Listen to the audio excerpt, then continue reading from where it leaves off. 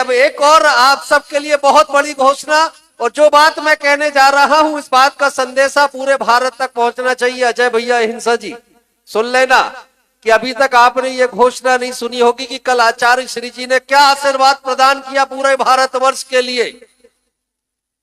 अब चातुर्मास कलश उनके लिए भी होगा जो पति पत्नी गुरु चरणों में आकर के ये नियम लेंगे कि वो आजीवन 2 प्रतिमा के व्रत का पालन करेंगे।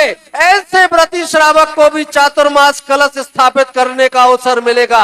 अगर मेरी बात समझ गए हो तो ताली जोरदार बजा देना। न धन की जरूरत न संपदा की। अगर आप व्रत नियम ग्रहण करते हैं, इसी समय आपका मन बनता है कि पति पत्नी संयुक्त रूप से 2 प्रतिमा के व्रत पालन करने के लिए तैयार होते हैं, तो उन्हें भी चातुर्मास का कलश स्थापित करने का अवसर मिलेगा। और समय आपको दिया जा रहा है रक्षाबंधन की तिथि तक का। तब तक आप मन बना करके आए, पति पत्नी हाथों में श्रीफल लेकर के आए और गुरुदेव के समक्ष आकर के निवेदन करें कि हम पति पत्नी श्रीफल अर्पण करके 2 प्रतिमा, और उससे अधिक भी आप ग्रहण कर सकते हैं, 2 प्रतिमा कम से कम होनी चाहिए, 2 प्रतिमा के व्रत ग्रहण करेंगे, उन्हें सौभाग्य मिलेगा चातुर्मास के कलश स्थापित करने का। तो दूसरी बात आई, अगर एक ही पति पत्नी आए तो 1 कलश, 1 से अधिक आए, अरे मैं कहता हूं अगर 100 श्रावक भी खड़े हो जाएंगे तो 100 के 100 श्रावकों को अब चातुर्मास कलश स्थापित करने का अवसर मिलेगा।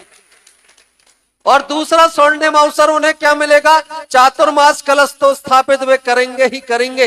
रक्षाबंधन के दिन जब गुरुदेव के सानिध्य में हम सभी लोग यहाँ रक्षाबंधन विधान करेंगे, तो अग्रिम पंक्ति में वे पति पत्नी बैठ करके उस विधान में भी पुण्यार्जक बनेंगे। और पुण्यार्जन के लिए पैसा नहीं बल्कि उनके व्रत नियम होंगे। तो अब आप सारे लोग मन बना लें कि जबलपुर में पहली बार ऐसा होने जा रहा है कि 2 प्रतिमा के व्रतों के साथ चातुर्मास कलश स्थापित करने का अवसर मिलने जा रहा है।